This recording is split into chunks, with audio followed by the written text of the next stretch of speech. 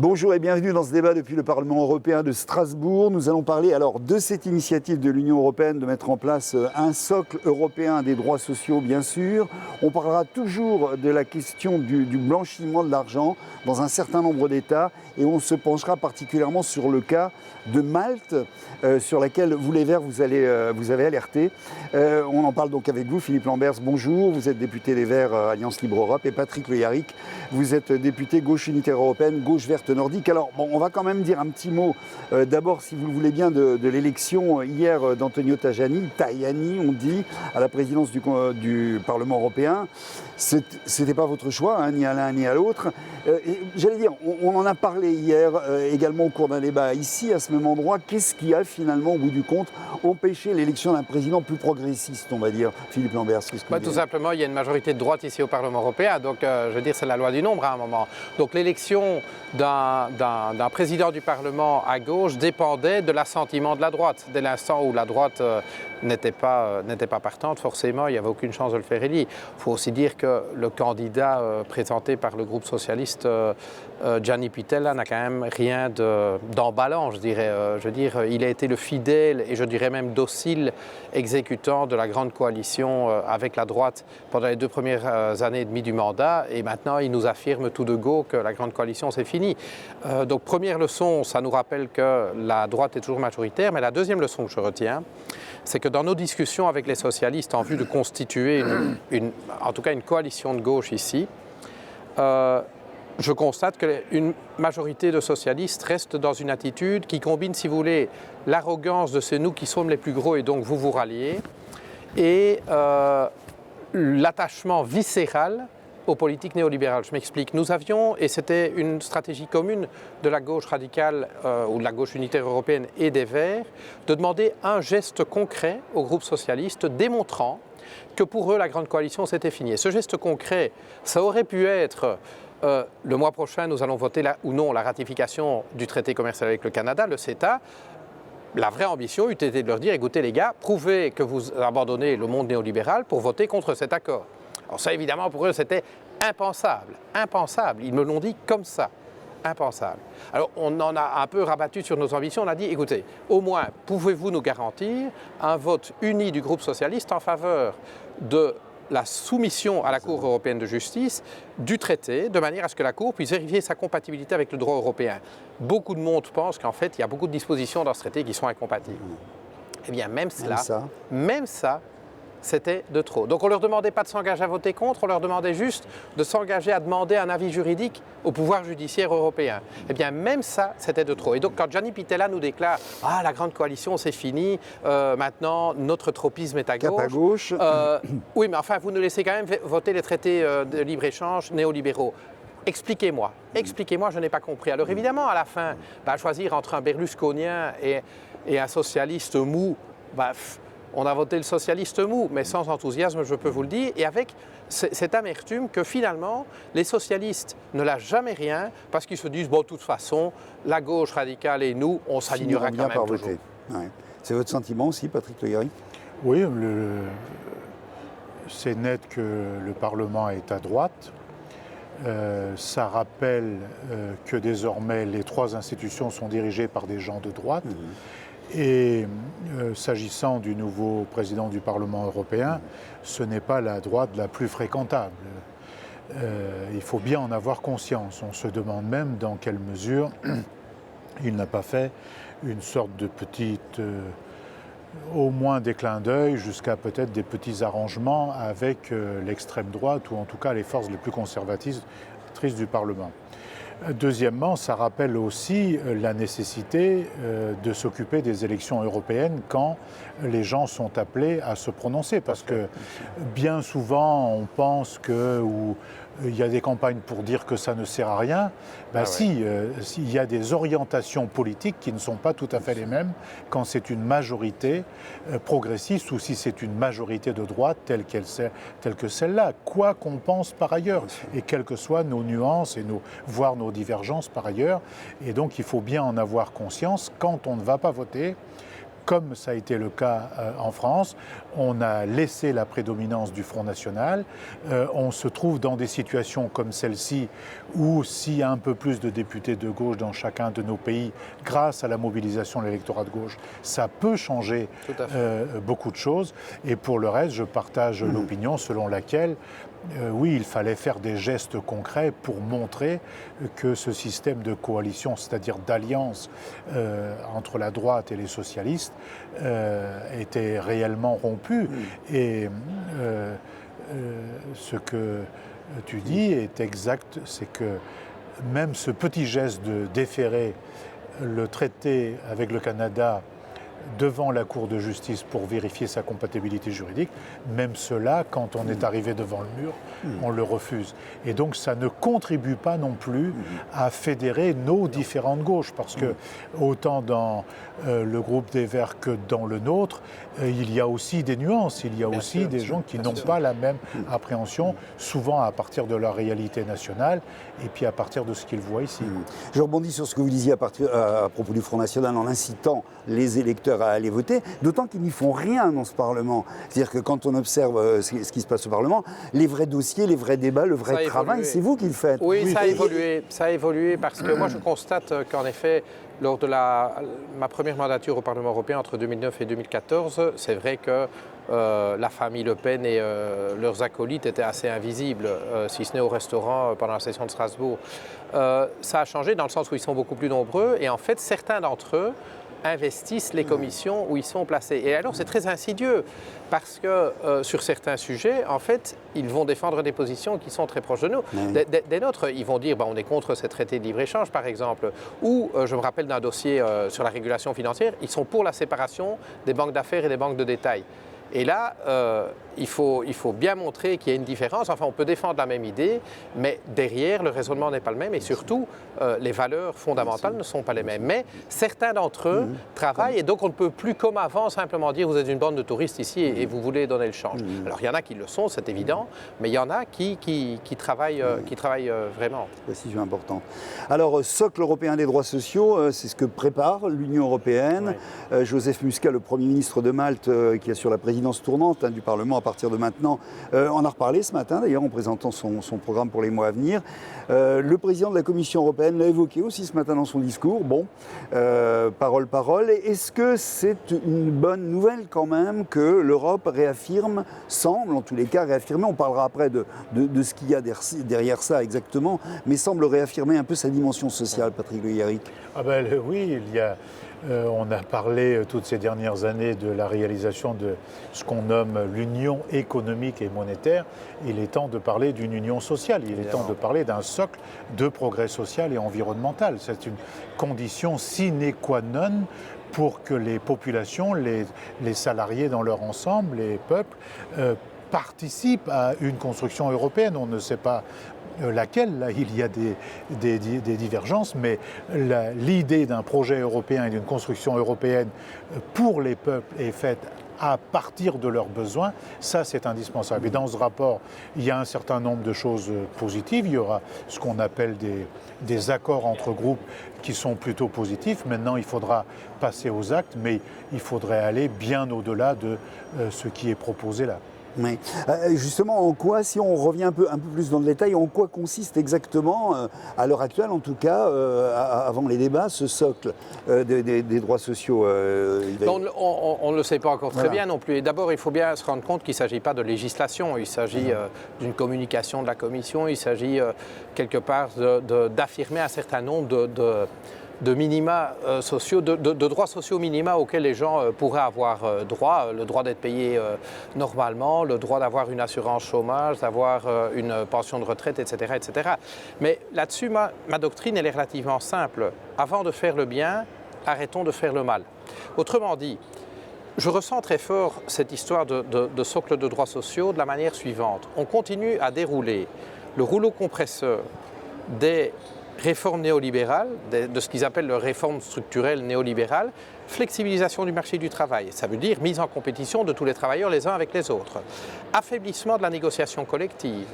réduction du rôle de l'État, réduction du rôle de la sécurité sociale par le biais des normes budgétaires européennes. Et j'en rajoute. Et ce rouleau compresseur ne donne aucun signe de ralentissement. Et puis on vient avec le socle des droits sociaux. Qu'est-ce que c'est? On vous tape d'abord un coup de marteau sur la tête et puis on passe avec un peu de pommade pour que vous ayez moins mal. C'est quoi ce truc? Peut-être qu'il faut arrêter de taper sur la tête des gens, et en particulier des petites gens avec un marteau, plutôt que de dire on vient après ça avec l'infirmerie. Je dis, donc bien sûr il nous faut un socle commun de droits sociaux, mais ce socle n'aura donc aucun sens si, un, il n'est pas juridiquement contraignant, et si, deux, on continue à mener des politiques socio-économiques et surtout économiques et d'affaiblissement des principaux mécanismes de redistribution que sont la fiscalité et la sécurité sociale par la voie de la gouvernance économique européenne. Il faut être cohérent. Et là, honnêtement dit, quand je les entends, je ne sais pas si j'ai envie de rire ou de pleurer. Parce qu'entendre Jean-Claude Juncker nous parler de son triple A social, vous savez, il voudrait que l'Europe soit super cotée sur le plan des droits sociaux, alors que je vois les politiques qui mènent. Je veux dire, quand il continue à pousser les traités commerciaux comme le CETA ou le TTIP, le TAFTA avec les États-Unis. Ça ne va pas. Parce qu'il continue à le faire, soit dit en passant. Donc Trump nous dit, allez vous faire voir, je ne négocierai pas. Réaction des Européens, de grâce, ne l'enterrez pas. Je crois rêver, je crois vraiment rêver, quoi. Et donc, ils veulent continuer avec ces traités qui sont des traités dont l'objectif est de précariser et de mettre en compétition les gens les uns avec les autres. Et puis ils vont parler de droits sociaux. Donc je ne rigole pas.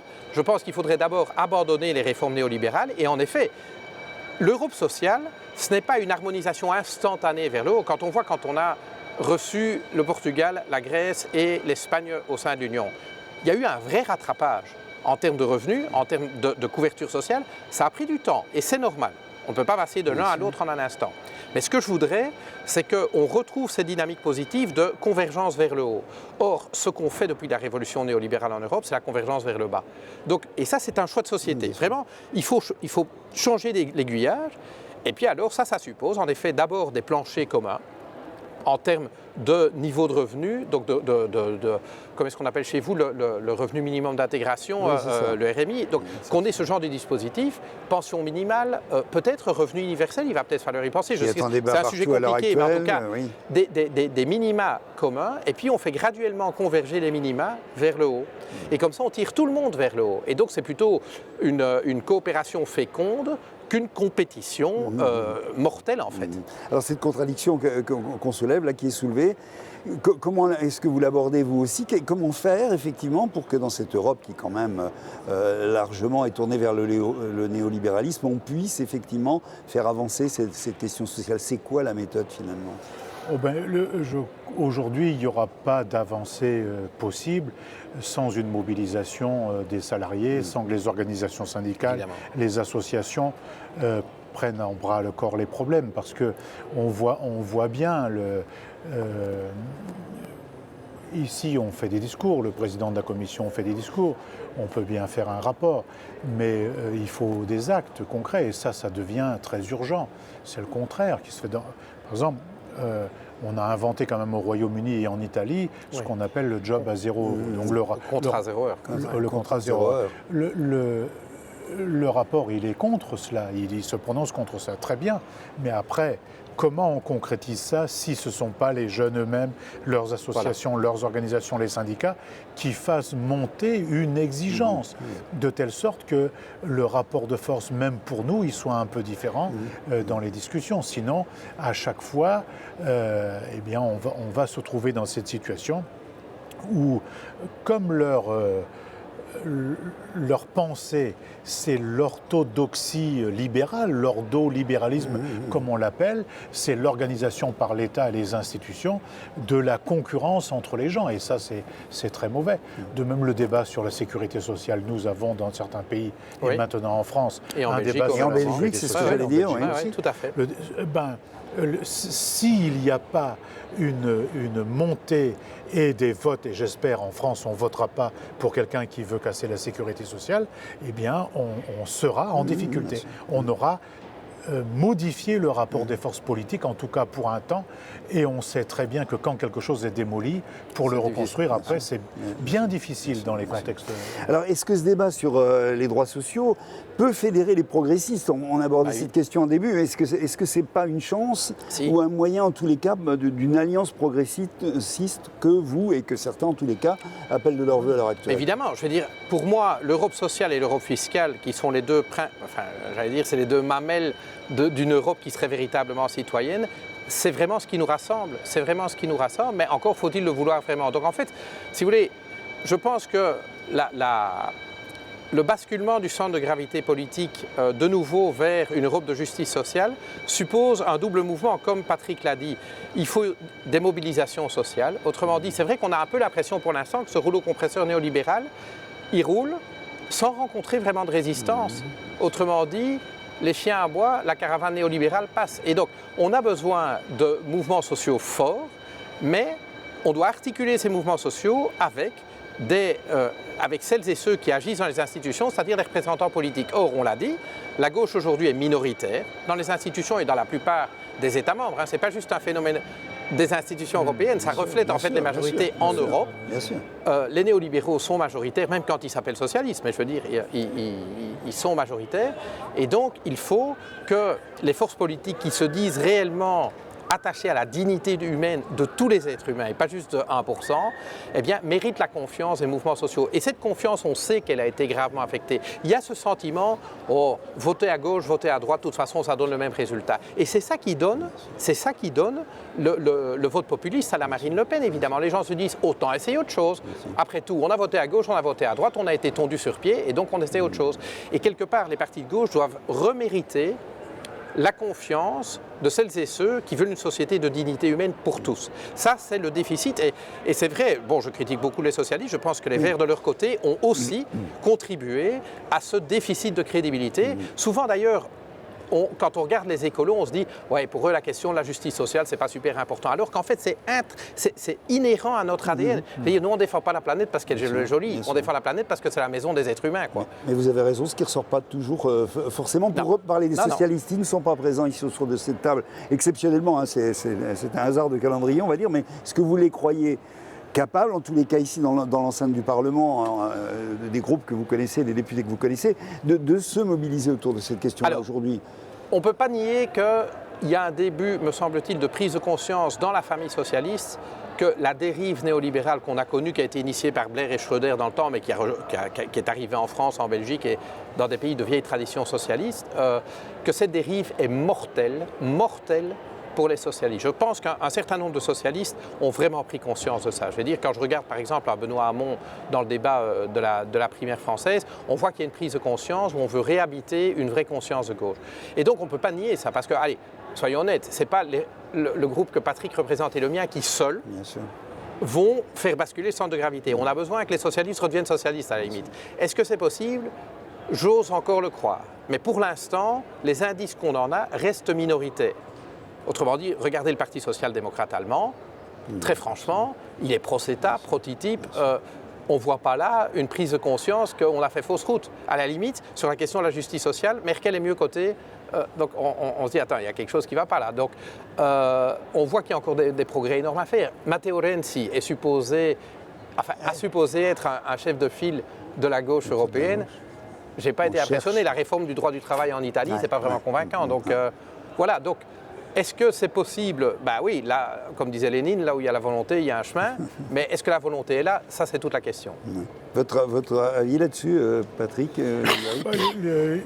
C'est important, c'est ça qui est en débat aujourd'hui. Il y a deux questions, en fait. Il y a toujours la même chose, c'est-à-dire est-ce que les citoyens, les citoyennes influencés par la gauche dans sa diversité vont être en situation de créer un rapport de force qui lui aussi fera bouger un peu le Parti socialiste ou beaucoup le Parti socialiste, et qu'on sorte de ce consensus libéral là, qui est terrible.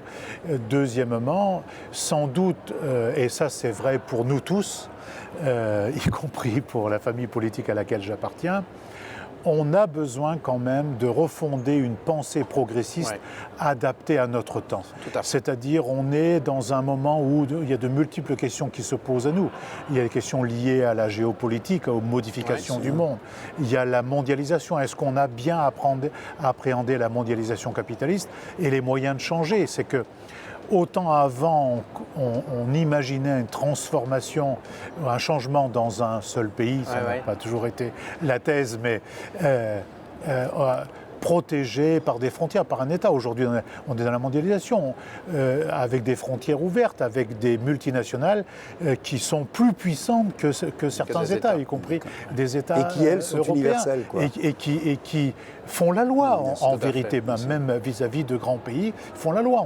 On a peur de s'y attaquer, on a peur d'eux parce qu'il y a des chantages, etc. Et il y a la révolution numérique, il y a la révolution démographique, mais aussi la question du vieillissement de la population qui nous pose des questions nouvelles, notamment en matière de sécurité sociale. Ce n'est pas l'abattre qu'il faut faire, c'est inventer un nouveau chapitre de la sécurité sociale pour traiter la question des personnes âgées, de la santé, la bonne santé le plus loin possible, et puis les équipements.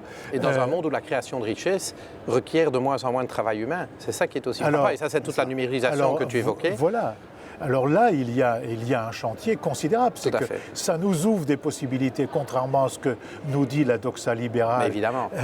Ça nous ouvre la possibilité d'alléger la peine des hommes, leur permettre de s'occuper d'autres choses, d'avoir d'autres activités, d'avoir un travail intéressant, de travailler vraisemblablement. Il faudra qu'on voit à travailler autrement, avec d'autres rythmes, parce qu'on va produire des richesses supplémentaires. On pourrait être mieux dans ce monde, mais malheureusement, c'est l'inverse qui est en train de se produire. Donc on a beaucoup de travail, d'élaboration, de coélaboration, et il faudrait des débats, des confrontations. On devrait pouvoir mettre noir sur blanc des idées, puis les mettre dans le débat, avoir l'expertise citoyenne, l'expertise des experts dans leurs différentes disciplines.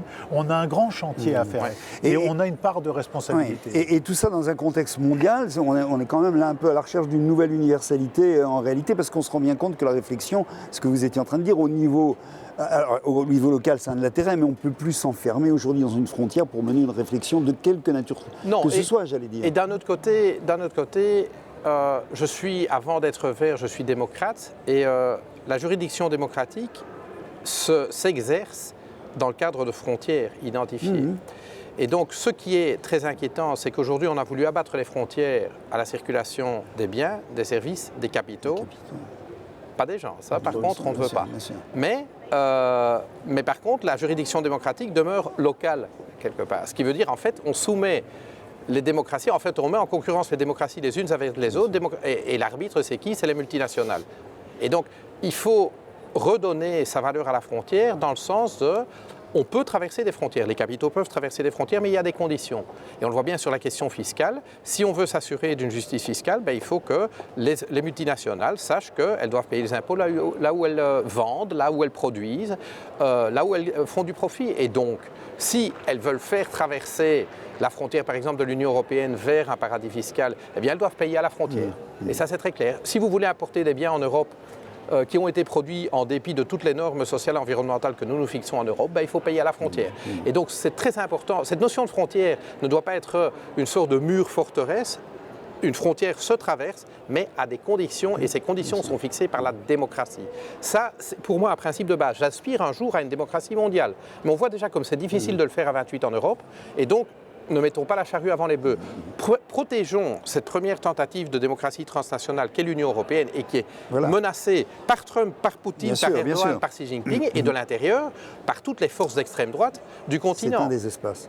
Nos citoyens ne s'y retrouvent plus parce qu'ils pensent que l'Europe, par définition, c'est le néolibéralisme, alors qu'en fait, c'est le néolibéralisme parce que les majorités sont néolibérales.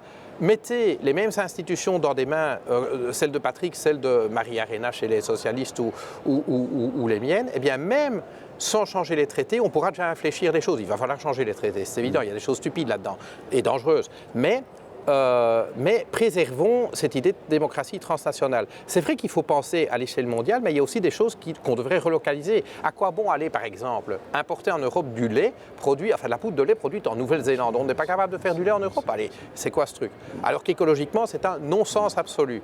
Donc, il y a aussi moi, je ne suis pas pour l'Europe forteresse, ni pour les gens, ni pour les biens, ni pour la finance, mais je pense qu'il y a un degré approprié, enfin une échelle géographique appropriée pour tout.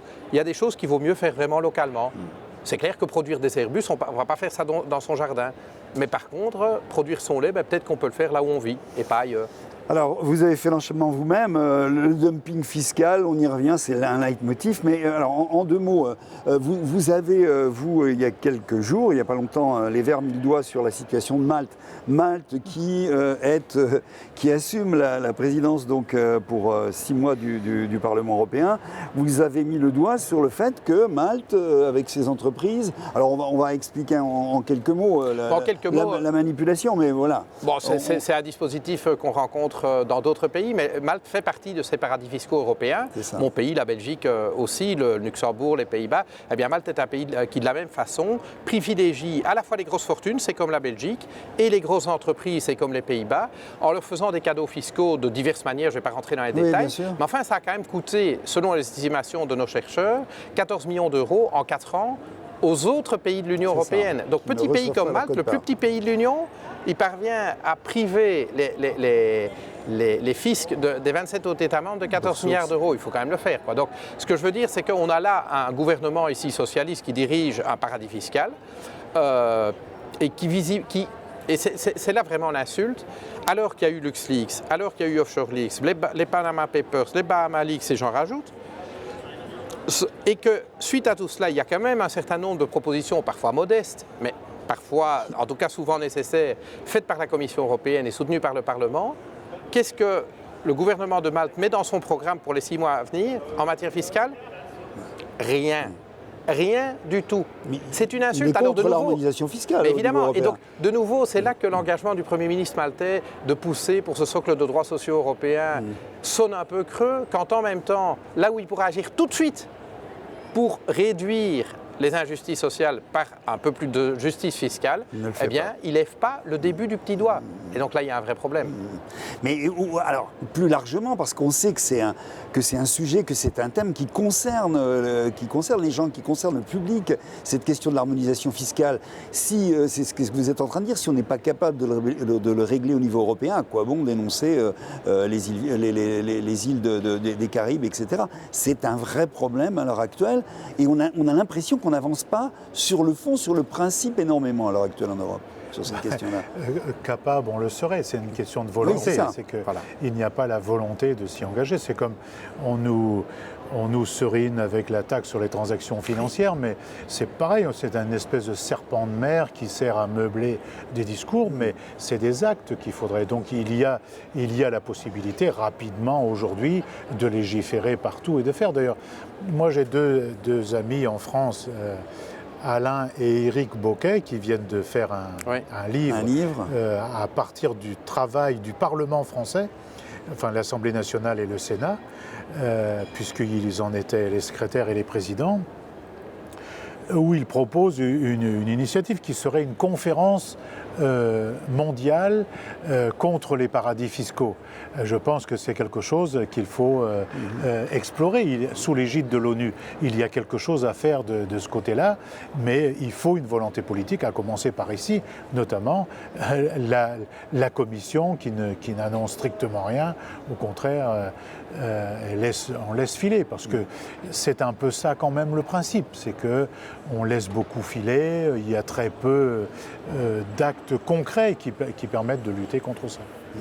Un mot, Malte, toujours, un mot tout de même de cette présidence et de ce qu'a dit le Premier ministre maltais ce matin, Joseph Muscat, à propos de sa priorité, solidarité nécessaire dans la crise des réfugiés. Bon, ça, vous croyez à ce discours, ça vous paraît important? Mais de nouveau, c'est une question de volonté.